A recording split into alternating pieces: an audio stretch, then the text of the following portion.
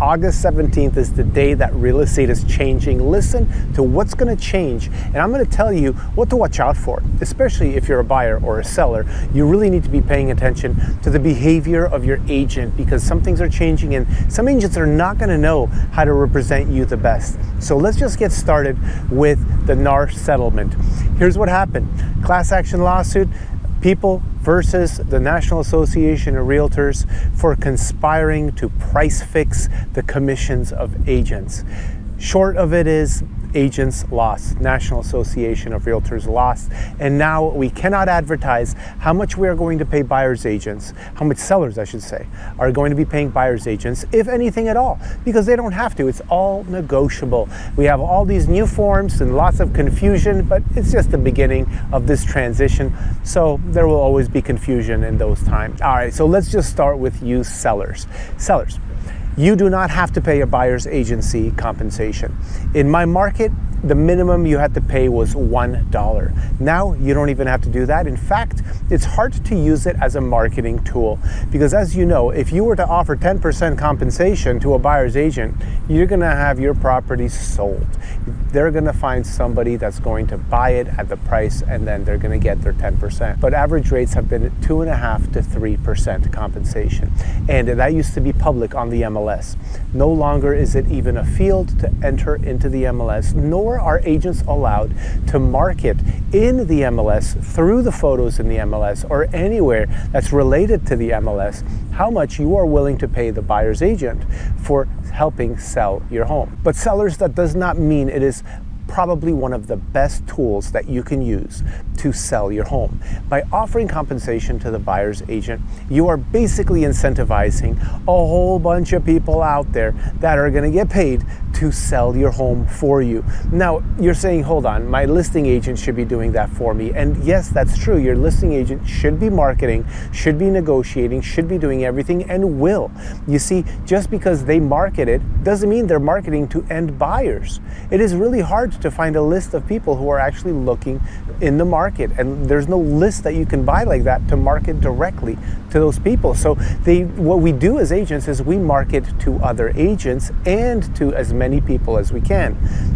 Now, obviously, through platforms like Facebook, we can reach a lot of people, but it is no longer possible to market towards people who make a certain income, people who just had a baby, and we can't market housing to those people. We can't market housing to people who just are going through divorce. You can't. Housing is a protected, marketing thing on Facebook, and basically they don't allow you to market to anything except for like a zip code and certain miles away from it.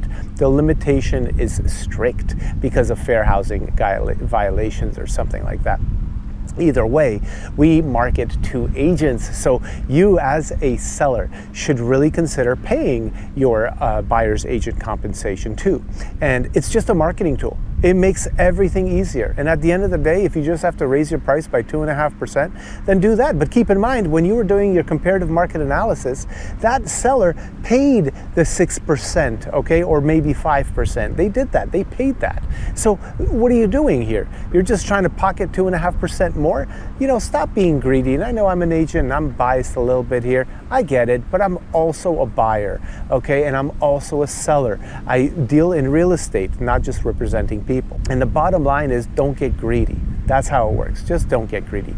Do your job and don't worry about it. Get your money, move on to investing it in the next place. But here's what you should really watch out for, sellers. You need to watch out to agents that are going to act on behalf of both parties. Now, correct me if I'm wrong, but the way I see a listing agent is like this.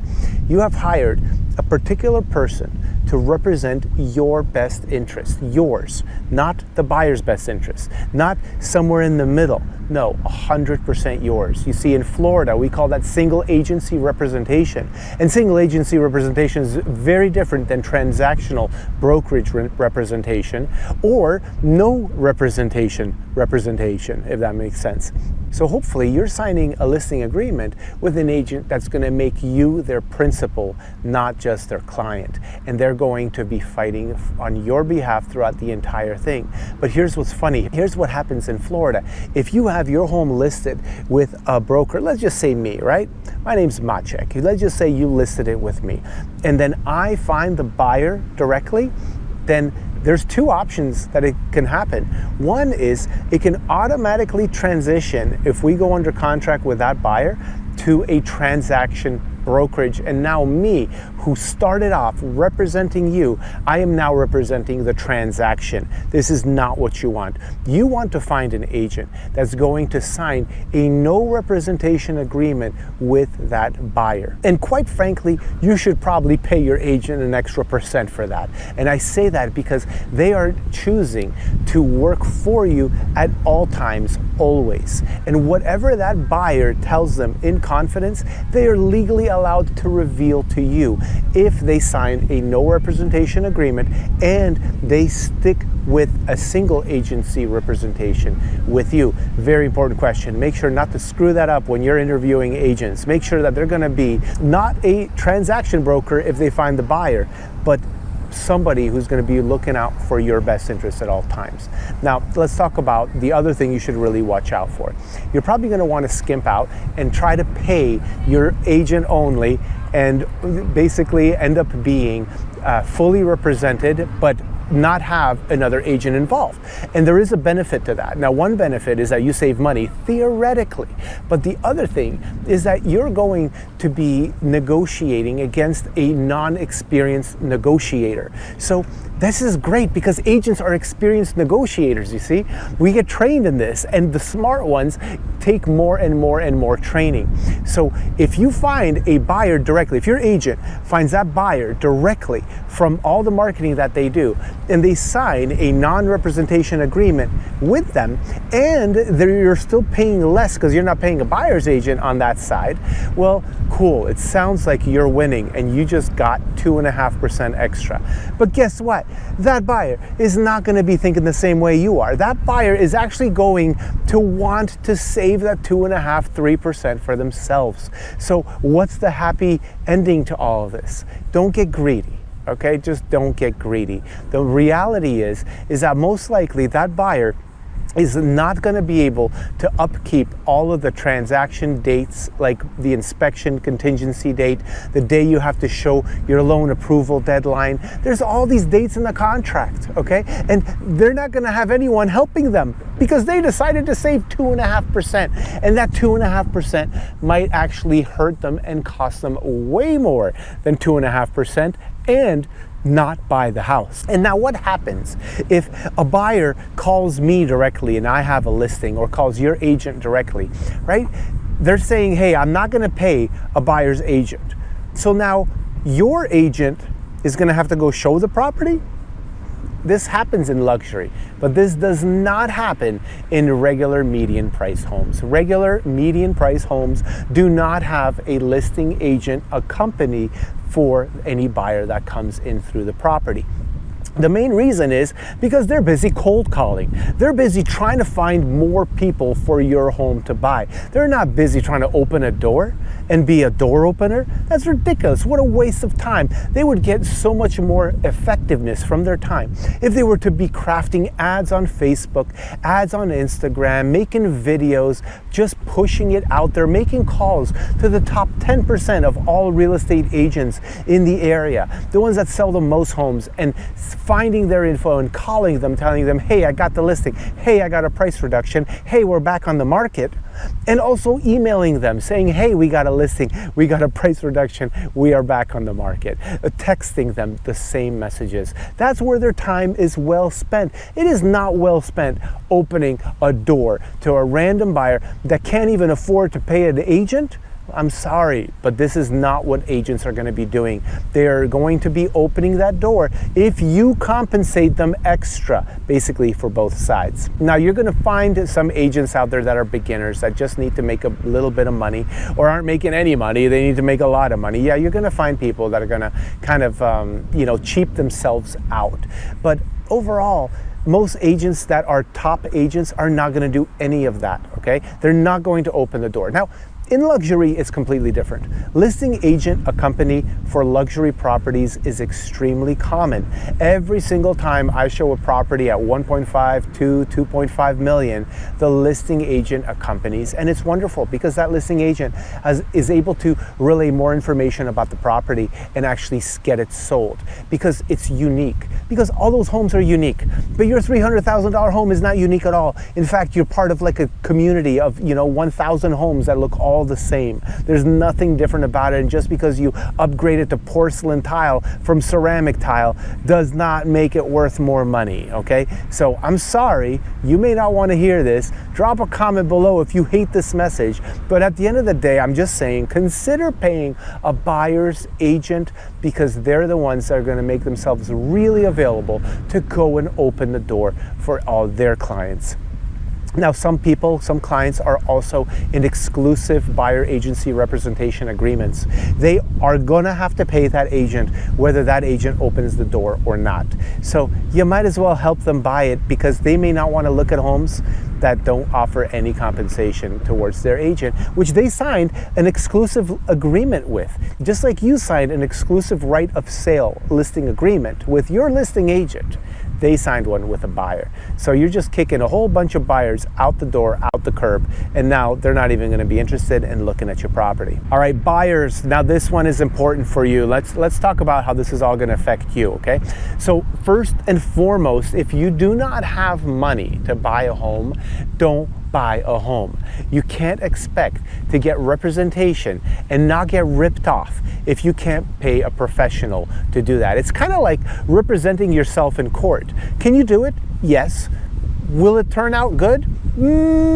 Probably not, but maybe it will. But probably not. Now, if you have a story where it worked out for you while you represented yourself in court, congratulations, go pat yourself on the back. But quite frankly, the reality is that every lawyer that is fighting on the opposition against you is gonna win that court case, okay? The probability is very high, and they're gonna catch you off guard, they're gonna defame your character, and they're gonna win. Well, guess what? Real estate is not that much different. If you have representation, you're gonna have someone fighting for you, not fighting against you. Because if you're coming to a listing that I listed and you're not represented, I'm not fighting for you.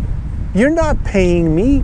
My job is to represent those that pay me. That's literally my job. That's what a lawyer's job is. That's what a doctor's job is. That is what everybody's job is. It's like if you work for frickin' Monsanto, you're gonna be doing things that they tell you to do, and it's gonna be in their best interest representing them, okay? Even if you may not like Monsanto or DuPont or somebody, right? Or some bank. So listen to this. Just don't buy a house if you can't afford buying a house, and paying an agent is part of that. Now, can you get away with paying an agent $5,000 on a $500,000 home, just 1%? Yeah, you'll probably find somebody that will lower their rates for you and do that. Is it gonna be someone in the top 1%? No. 10%? No. 20%? No. Bottom 50%? Yes, you're gonna find an agent that is licensed, that's just, either doing you a favor, a personal favor, and you know how favors go. What goes around comes around. That means they're gonna want a favor from you one day, or they're going to be beginners and they're not gonna be experienced. So good luck. You're gonna have someone that's gonna get better as an agent at your expense. But if you don't have the money and you still want to buy a house, you can go and instruct your agent that you only want to see homes where the buyer agency compensation is included. And what agents are saying right now, when I give a call, I just called an agent today on a home that I was looking at for 1.5.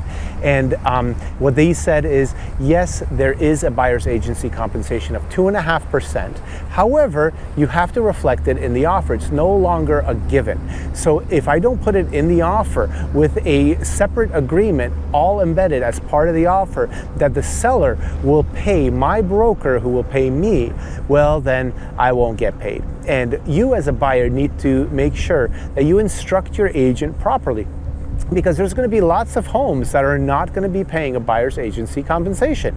I mean, it's just like a for sale by owner. For sale by owners don't want to pay their own listing agency compensation, but they're willing to pay buyer's agency compensation. And now we have the reverse of this, where maybe there's going to be some buyers who are not going to want to pay a buyer's agency for just opening the door, and then they're going to caught with their pants down when they lose their earnest money deposit because they didn't even do inspections, or maybe they didn't give their loan denial letter in time, or their loan approval letter on time. I mean, there's so many reasons why a contract can fall through, or you get surprised that you have to get, flood insurance on a property you did not think you had to because you didn't do the research, because you don't have an agent representing you. So buy a home when you can pay an agent to represent you. I know of so many examples where people purchased a home without an agent, and it kicked their ass. It kicked their ass so bad. And yeah, I mean, it still happens with agents too, right? Agents can mess up as well. But that's why you have to pick a good agent, an experienced one, someone who's done at least 100 deals in their lifetime, right? You don't want to work with someone who has 3 deals down their belt. I mean, come on. I mean, you're just doing yourself a disservice at that point. And if you're going to give it to, Uncle Joe or your nephew Jimmy, I mean, come on, what are you doing?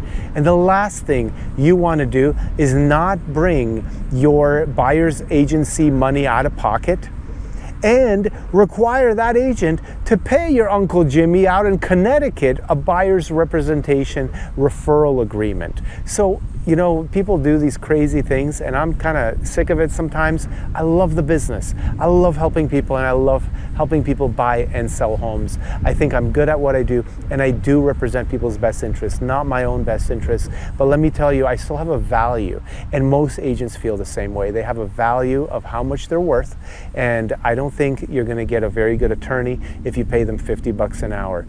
Same goes for real estate agents.